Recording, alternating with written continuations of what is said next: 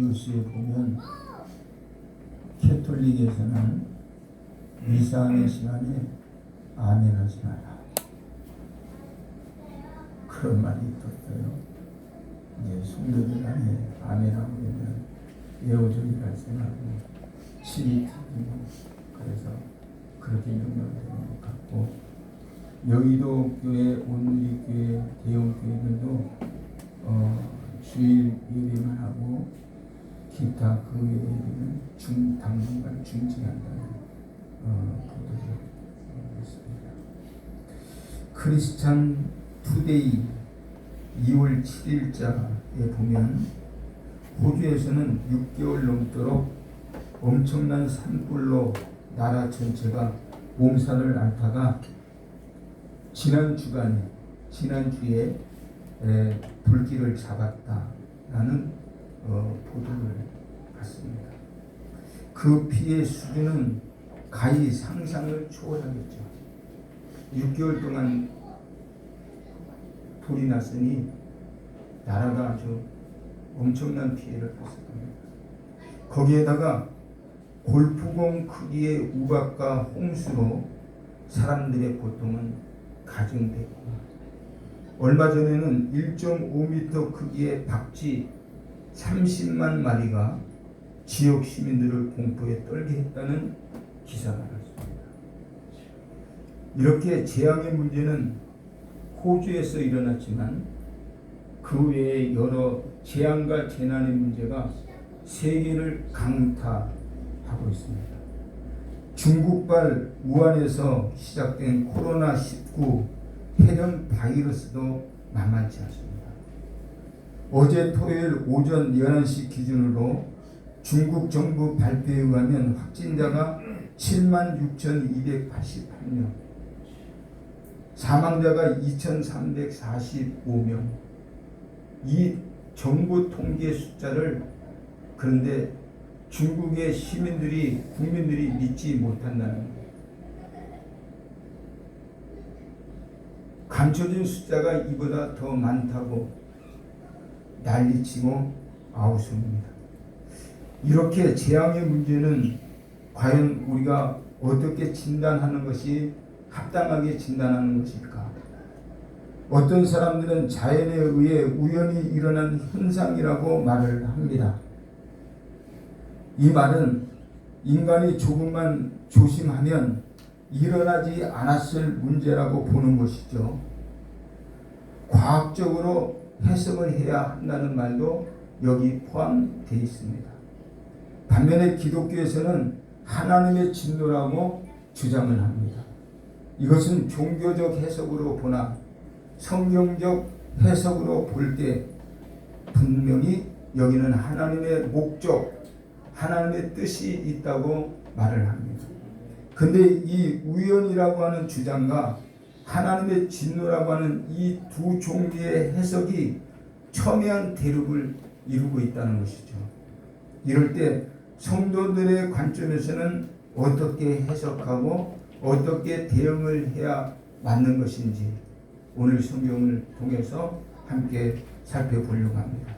사람들의 해석은 자연 재앙의 제1의 원인을 어떻게 보느냐에 따라서 해석의 기준이 달라진다고 생각을 합니다. 이 재앙의 제1의 원인이 어디에서 발생한 거냐, 제1의 원인을 어떻게 생각하느냐에 따라서 해석이 달라지는 것이죠. 유물론자들은 재앙의 제1의 원인을 물질에서 찾죠. 우주 만물의 모든 것들은 다 물질이다. 물질. 그래서 재앙의 원인을 물질에서 찾는 거예요. 과학도 역시 물질에서 찾는 것이죠. 사람도 물질로 보죠. 그런데 기독교인들을 비롯한 유실론자들은 재앙의 제1의 원인을 하나님의 뜻에서 찾는 거죠. 하나님이 무슨 뜻을 품고 계신지, 여기에 하나님이 원하시는 목적이 무엇인지 하나님의 뜻에서 우리는 원인을 찾아갑니다. 그 이유는 신학은 철학적, 성경적 해석을 하는데 반해서 과학은 실험과 연구의 결과를 보여줄 뿐이기 때문인 것이죠. 예를 들면 홍해가 갈라졌어요. 홍해 바다가 하나님의 역사로 쫙 갈라졌는데 신학은 갈라진 이 홍해를 하나님께서 이스라엘 백성들을 구속하시기 위한 출애굽시키기 위한 목적으로 홍해를 가르셨다고 성경은 말씀을 하고 있습니다. 근데 과학은 이런 목적과 동기를 말해줄 수가 없는 거예요. 과학이 어떻게 하나님의 뜻과 하나님의 목적을 이해하고 말을 하고 선포할 수 있겠어요? 단지 어떤 물리적 방식으로 갈라졌는지를 과학은 증명할 뿐이지 그 이면에 있는 하나님의 뜻은 알지 못합니다. 이스라엘 백성들이 출애굽하기 전 고센 땅에 머물렀을 때 이스라엘 백성들이 사는 지역에는 광명이 있었고 애국 백성들이 사는 데는 어둠이 있었대요. 왜 그랬을까요? 여기 하나님의 목적과 하나님의 섭리와 하나님의 뜻이 있는 거죠. 하나님의 백성과 하나님을 대항하는 사람들을 가르기 위한 것이 아니겠습니까? 하나님의 뜻과 섭리를 대항하는 그 백성들에게 또한 너네 그렇게 하면 다쳐 하나님의 권능을 보여주셔서 경고하기 위함이었죠. 근데 이것을 과학이 어떻게 무엇으로 어떤 물증을 가지고 가려낼 수 있겠습니까? 이 둘의 대답은 그러나 다 타당성이 있다고 생각을 해요. 우연의 문제는 없다고 저는 생각을 해요. 다만 신학은 왜라고 하는 대답을 하는 반면에 과학은 어떻게라고 하는 대답을 하는 역할이 다르기 때문이다 하는 것이죠. 하나님의 역사는 성경의 역사는 왜 하나님 왜 그렇게 하셨어? 무엇 때문에 그렇게 하셨어라고 하는 관점에서 우리는 성경을 읽고 성경을 믿습니다. 아멘. 근데 과학은 왜 무엇 때문에가 아니라 어떻게 그런 일이 일어날 수 있어라고 하는 관점에서 모든 것을 조사하고 연구하기 때문에 다른 해석이기 때문에 다른 결과를 나타낼 수밖에 없는 거죠. 그런데 이보다 더 우울한 현상이 있습니다. 그것은 신앙인들이 하나님을 믿는 성도들이 세계에서 일어나는 이런 자연 재앙을 어떻게라고 하는 문제의식을 가지고 해석을 하려고 한다는 것이죠. 어떻게 이런 일이 일어나는지, 박쥐를 먹었대, 어떻게 이런 일이 일어났지, 연구실에서 바이러스를 노출시켰대, 어떻게. 그러나 성도는 과학의 영역이 아니라 과학의 영역이 하나님의 주권, 하나님의 섭리, 하나님의 다스리심 안에 있다고 믿는 신앙을 가져야 된다는 거예요. 그것이 하나님을 섬겨가는 하나님의 거룩한 백성들의 자세입니다.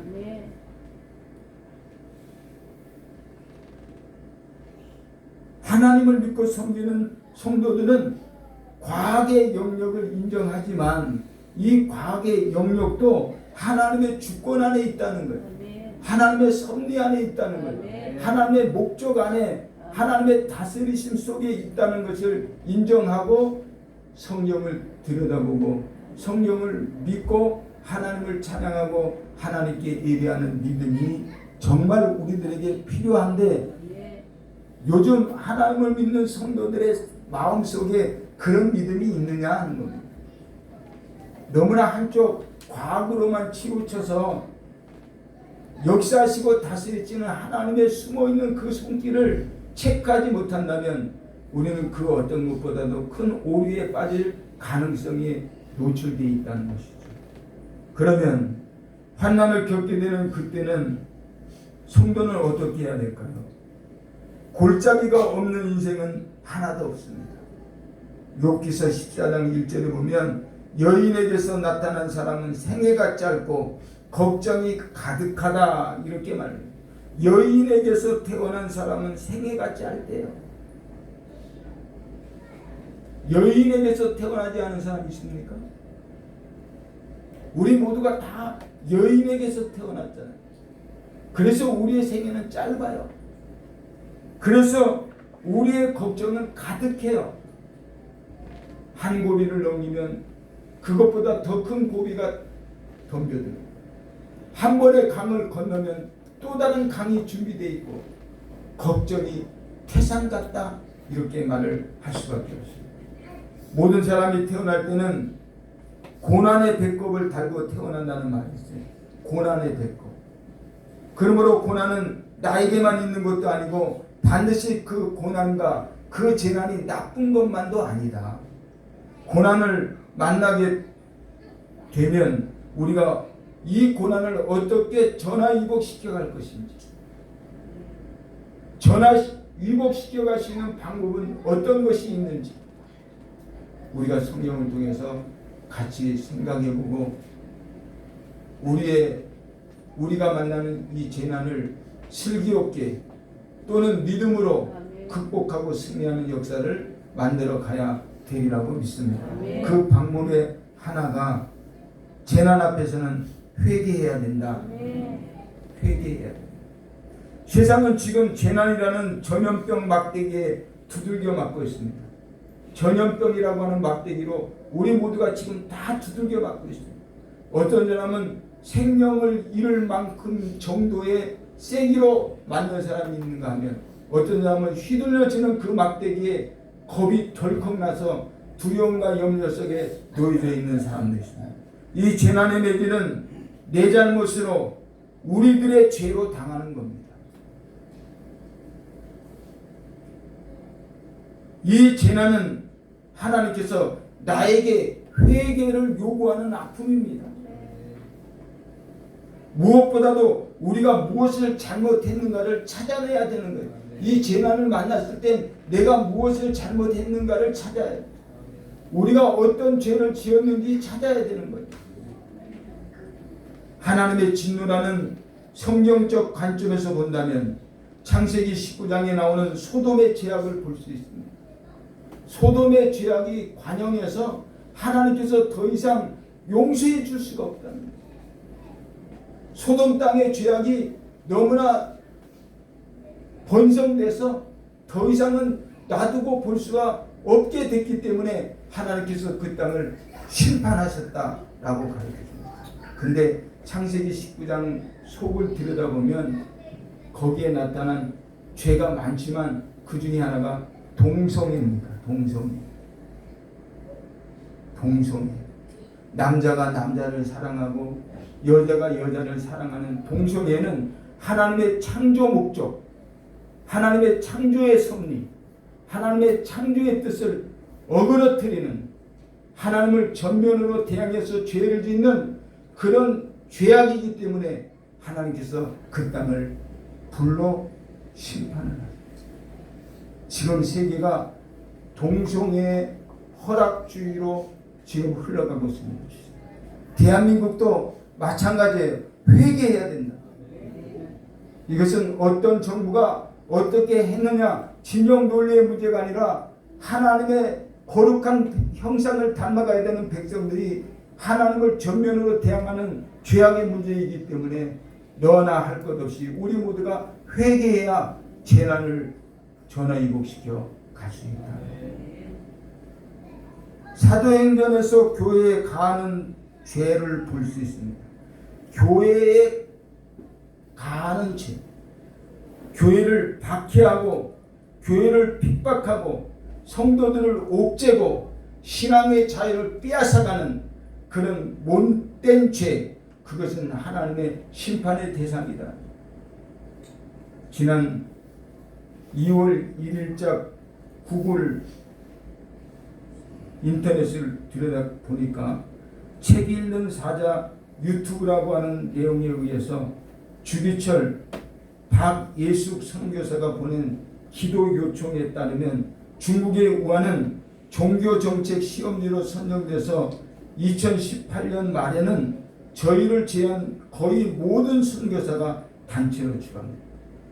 이 우한이라고 하는 도시가 종교를 말살시키기 위한 시험 도시로 선택이 됐다는 거예요. 그래서 모든 선교사와 단체들을 전부 2018년도에 추방했어요. 우한 이 도시는 2019년 교회 핍박 정책에 의해 48개 지하교회를 폐쇄시켰고 선교사 및 선교단체를 추방, 교회를 파괴하고 성경을 불태우고 십자가 종탑에 불을 질러서 종탑을 쓰러뜨리고 교회 안에 시진핑 사진을 내걸어놓고 예수를 핍박하는 일에 앞장섰던 도시가 우한. 근데 여기서 우한 폐렴이 발생한 거예요. 나라에서는 우한 폐렴이라는 말 쓰지 말라고 그러죠. 코로나19라고 하는 말을 쓰죠. 왜 못 씁니까? 우한이 발생이. 우한에서 이렇게 무서운 폐렴 바이러스가 생겨난 겁니다. 영국의 기독교 작가 루이스라고 하는 사람은 고난에 대해서 이렇게 말을 했어요. 고난이 있는 것은 대부분의 사람들이 큰일을 당하기 전까지는 하나님의 음성에 무관심하기 때문이에요. 왜 고난을 당하고 왜 재난을 우리가 겪게 되냐? 대부분의 사람들이 하나님의 음성에 무관심하기 때문이다. 하나님이 경고할 때 그 경고를 받아들이고 회개하면 그 재난을 피할 수도 있고 그 고난을 이겨갈 수도 있을 텐데 하나님의 경고하는 말씀을 받아들이지 않기 때문에 고난은 이런 인생을 향해서 하나님의 뜻을 전달하는 확성기다. 고난은 하나님의 뜻을 전달하는 확성기. 하나님께서 점잖으시게 조용히 말씀하니까 사람들이 귀 기울여 듣지 않는다는. 그래서 귀에다 대고 회개해 이렇게 말씀하세요. 회개해 이렇게 말씀하세요. 하나님이 아무리 소리쳐 말씀을 해도 깨닫지 못하고 알아듣지 못한다는 거예요. 그러니까 하나님이 고난이라고 하는 확성기를 귀에 대고 너 이래도 안 들려? 너 이래도 못 들은 척 할 거야? 회개하고 돌아서 이렇게 경고 방송을 하시는 것이 우리 인생의 삶에 만나는 재난이고 우리가 겪게 되는 고난이다. 이렇게 결론을 해요. 그런 입장에서 바울을 보면 바울이 얼마나 복받은 사람이에요. 그는 하나님을 핍박하고 예수를 핍박하고 교회를 핍박했던 사람이고 그 일을 계속 진행시키기 위해서 달려가던 중에 하늘에서 내리쬐는 빛을 봤어요. 그래서 그는 무릎을 꿇고 주여 느시오니이까 나는 내가 핍박하는 예수라고 하는 주님의 음성에 강박한 그의 마음은 깨지고 그리스도의 사도로 그리스도의 종으로 쓰임받는 길로 전환시켜 복받는 사람을 되어져 버리고 말았다. 이 세상 사는 사람 치고 죄가 없는 사람 누가 있겠습니까? 하나님의 뜻을 온전히 지키는 사람이 어디 있겠습니까? 다 잘못하고 다 죄짓고 다 범죄합니다. 그러나 우리가 회개할 때 하나님은 우리의 회개를 들으시고 용서하시고 치유하시고 은혜를 베풀어 주시나. 요한일서 1장 9절 말씀 보면 만일 우리가 우리 죄를 자백하면 저는 기쁘시고 의로우사 우리 죄를 사하시며 우리를 모든 불의에서 건져 깨끗하게 하실 것이요 라고 말씀합니다. 역사적으로 칼빈은 제네바에서 전염병이 돌거나 자연 재앙이 닥칠 때 그는 금식을 선포하고 회개를 선포하고 하나님의 은혜를 간구했어요. 재앙이 오면 금식을 선포했어요. 재앙이 오면 회개할 것을 권면했어요. 그래서 그 어려움을 극복하고 하나님의 사랑과 은혜를 입었던 교회사를 들여다볼 수 있습니다. 성경 속에 니느웨라고 하는 성이 있습니다. 요나서를 읽게 되면 니느웨라고 하는 성이 있는데 그 성 안에 사는 왕으로부터 모든 백성들이 하나님을 무시하고 하나님을 대적하고 하나님을 핍박했어요. 그래서 하나님이 그 도성을 전부 쓸어버리기로 작정을 하고 당신의 선지자 요나를 파송합니다. 결과론적으로 보면 요나가 들어가서 사흘 길을 걸어가면서 회개하라, 회개하지 않으면 망해, 회개해야 돼 라고 외칠 때 왕으로부터 하나님의 말씀을 받아들이고 모든 국민이 다 굵은 베옷을 입고 하나님 앞에 금식하며 회개 기도를 해요. 그래서 하나님의 계획이 수정되고 하나님이 계획을 바꾸셔서 그 도성을 살려냈다라고 성경은 가르쳐 말씀하고 있습니다. 사랑하는 성도 여러분, 이렇게 놓고 봤을 때 재난의 제1의 원인은 하나님입니다. 재앙의 제1 원인은 어디서 출발하냐? 하나님에게서 출발합니다. 그리고 하나님은 하나님이 창조하신 법칙과 하나님이 역사하시는 협력과 세상을 보존하시는 그 통치의 출발점이 된다는 것이죠.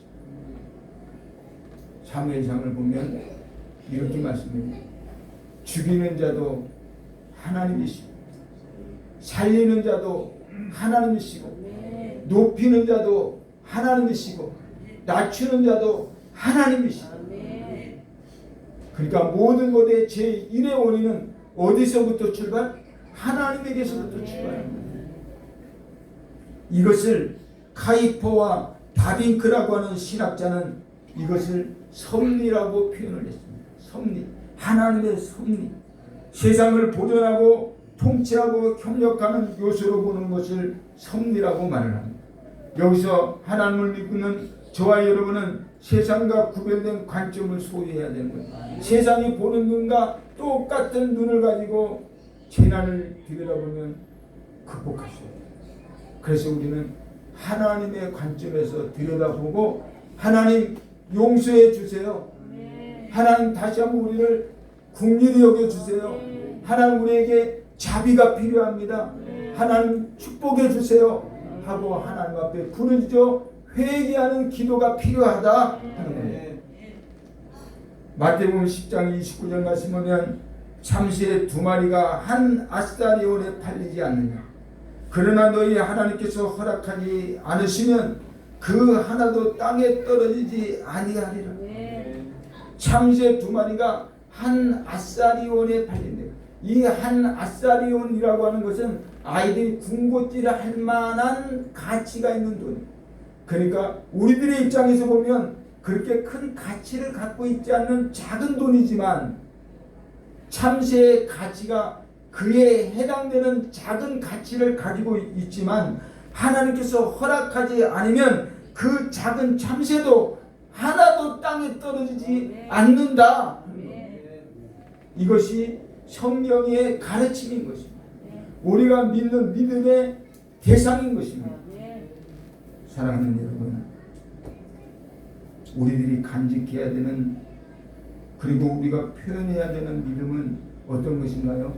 한 아스타리온에 참새 2마리가 팔리는데 하나님이 허락하지 않으면 그 중에 한 마리도 땅에 떨어지지 않는다는 믿음의 표현을 우리가 펼쳐가야 되리라고 믿습니다. 호세아 6장 1절 보면 오라 우리가 여호와께로 돌아가자. 여호와께서 우리를 찢으셨으나 도로 낫게 하실 것이고 우리를 치셨으나 싸매어 주실 것입니다. 우리가 하나님께로 돌아가면 하나님께서 우리를 찢었어요. 하나님이 매를 우리에게 치셨어요. 근데 우리가 하나님께로 돌아가면 하나님께서 우리를 다시 고쳐줄 거예요. 회복시켜줄 거예요. 싸매 주실 것이에요. 역대하 7장 13절 14절 보면 이렇게 말씀합니다. 혹 내가 하늘을 닫고 비를 내리지 아니하거나 혹 메뚜기들에게 토산을 먹게 하거나 혹 전염병이 내 백성 가운데 유행하게 될 때 내 이름으로 일컫는 내 백성이 그들의 악한 길에서 떠나 스스로 낮추고 기도하여 내 얼굴을 찾으면 내가 하늘에서 듣고 그들의 죄를 사하고 그들의 땅을 고칠지라. 그러니 이 재난과 고난을 피하고 전화 이복시켜 가시는 방법이 뭐냐? 성경적 관점에서 들여다볼 때 하나님 앞에 회개하는 길밖에 없나요? 나만 회개하면 될까요? 한 나라만 회개하면 될까요?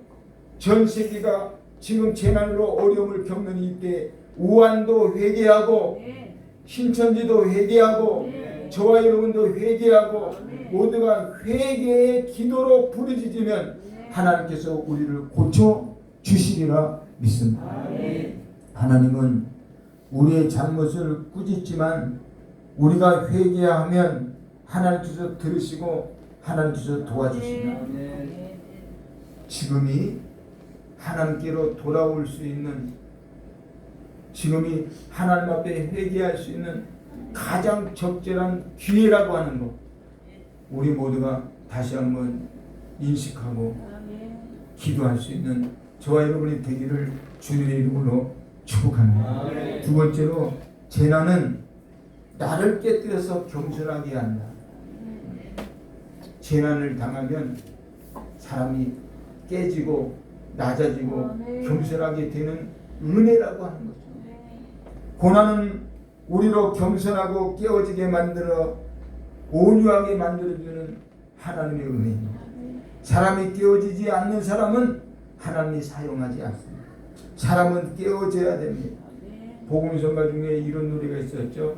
부서져야 하리 하는 노래.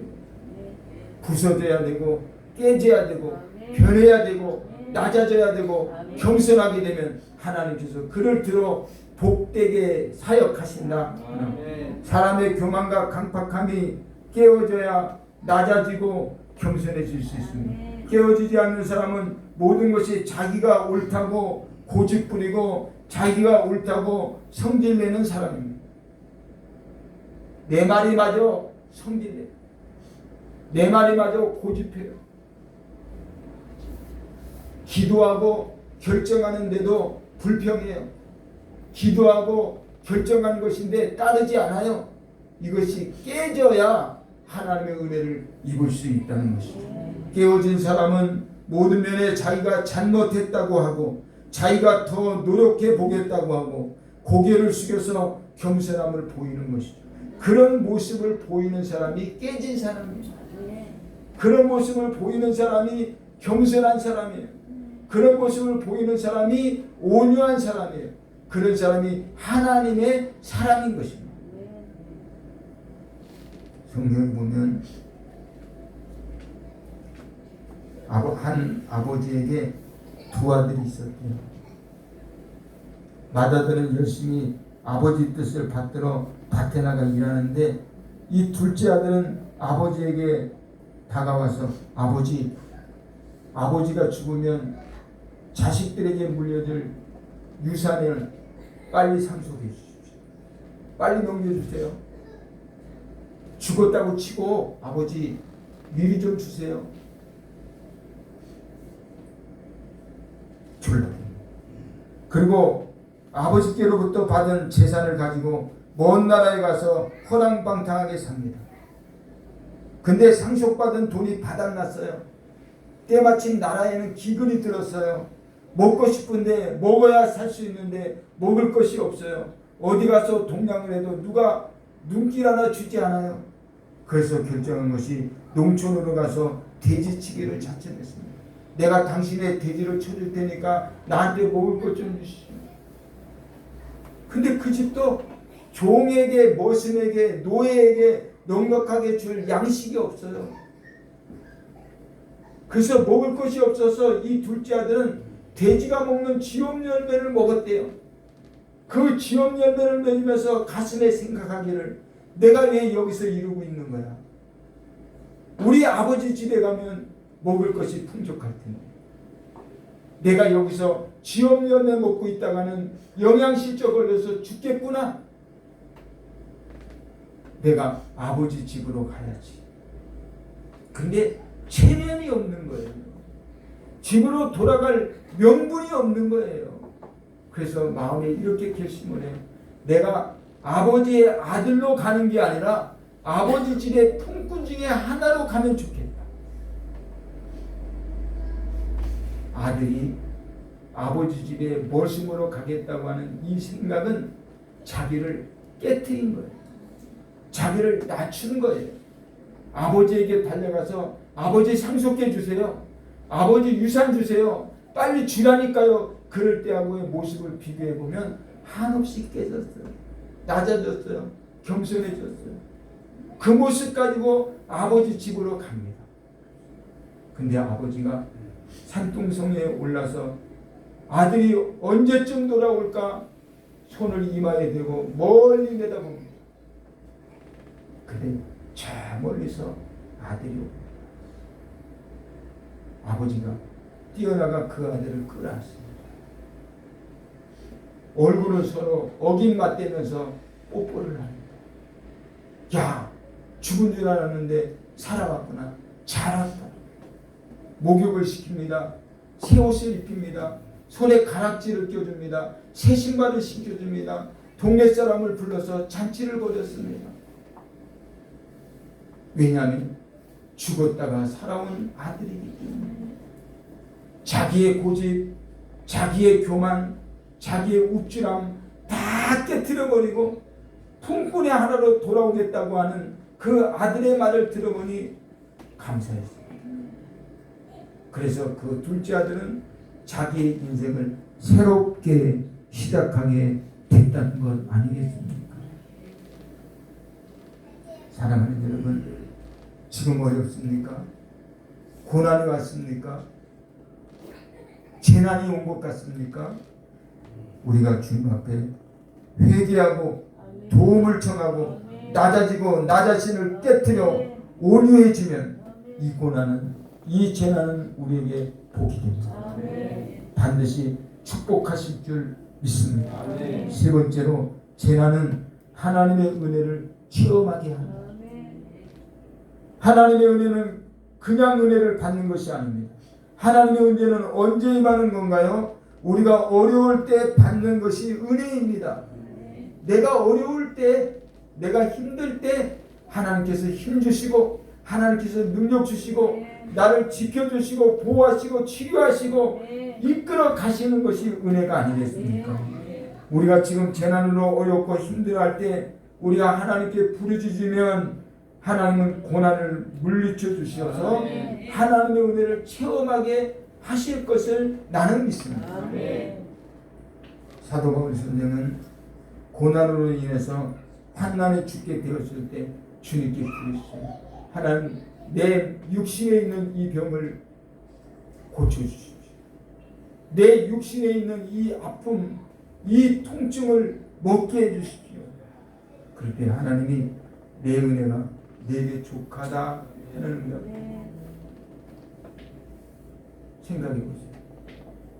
내 은혜가 내게 족하다라고 하는 이 말씀이 있은 이후에 사도 바울의 육신에 변화가 있었습니까? 기도하고 부르짖기 이전의 바울의 형편과 부르짖고 응답받은 이후의 형편은 똑같습니다. 근데 주님의 음성을 듣고 났더니 그 통증도 감사합니다. 그 아픔도 감사한 거예요. 자기의 형편과 사정이 감사한 거예요. 그래서 바울은 이렇게 고백하죠. 나의 나된 것은 다 하나님의 은혜입니다. 하나님의 은혜를 알게 됐다는 거예요. 뭘 통해서? 재난의 고난을 통해서 하나님의 은혜가 무엇인지 알게 됐다는 거예요. 아브라함이 이삭을 데리고 모리아 산에 올라가서 제단을 쌓고 자기의 아들을 잡아서 제물로 드려 불태우려고 합니다.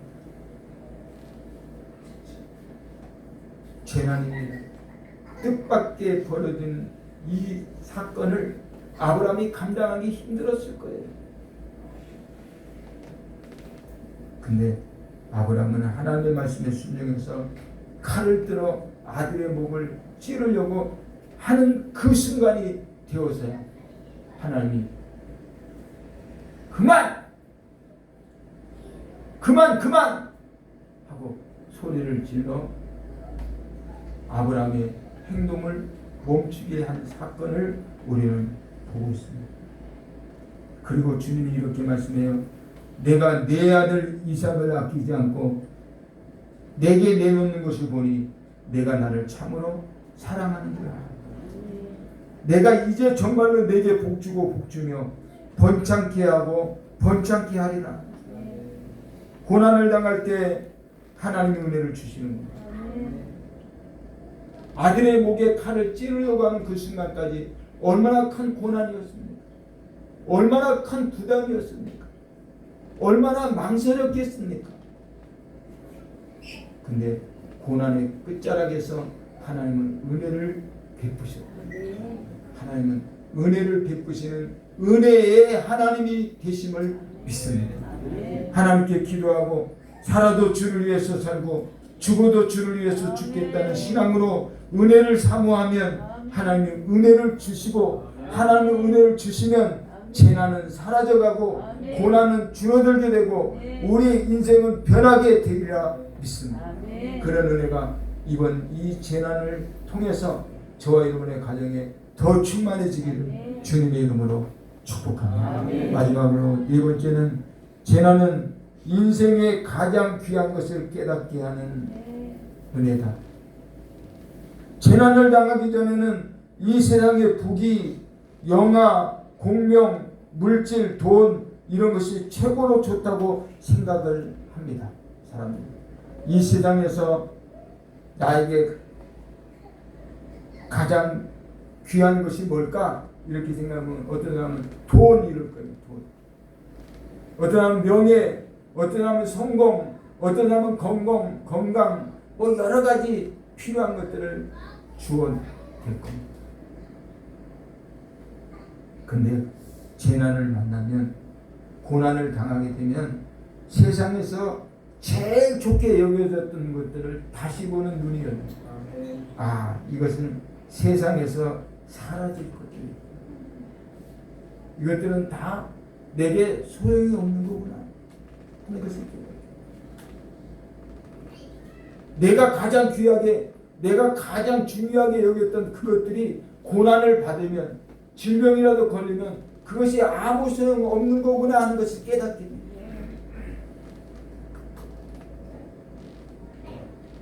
재난을 당하면 그 모든 것들이 다 일시에 물거품이 되는 거구나 하는 것을 깨닫게 됩니다. 물거품이구나, 일장춘몽이구나 하는 것을 깨닫게 됩니다. 재난으로 환난이 올 때 우리 인생에 제일 중요한 것이 뭘까요?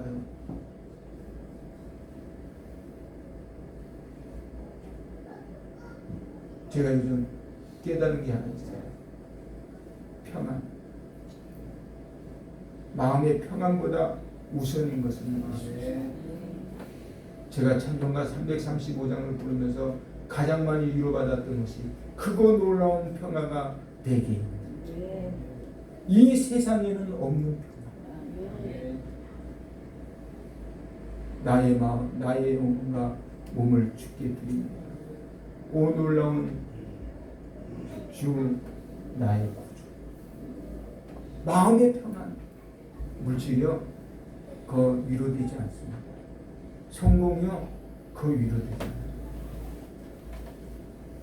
나를 안전하게 붙잡아주는 힘, 그것은 주님의 평안입니다. 십자가 위에서 죽으시고 부활하신 다음에 두려움 속에 떨고 있었던 제자들을 찾아오신 주님의 첫 말씀이 뭔지 아십니까? 너희에게 평강이 있을지어다. 너희에게 평강이 있을지어다. 시편 23편 4절에 보면 내가 사망의 음침한 골짜기로 다닐지라도 해 받을 것을 두려워하지 않는 것은 주께서 나와 함께 하십니다. 아멘. 주님이 나와 함께 한다는 게 뭐죠? 염려 걱정 못하는 것. 내가 그리스도와 함께 십자가에 못 박혔나니 그런데 이제는 내가 사는 것이 아니요 내 안에 그리스도께서 사시는 것이다. 이제 내가 육체 가운데 사는 것은 나를 사랑하시고 나를 위하여 자기 자신을 버리신 하나님의 아들을 믿는 믿음으로 사는 것입니다. 그리스도께서 이제 내가 나를 살아가는 게 아니라 그리스도께서 나를 살아가는데 그리스도께서 나를 사랑한 내 인생을 사는 거야.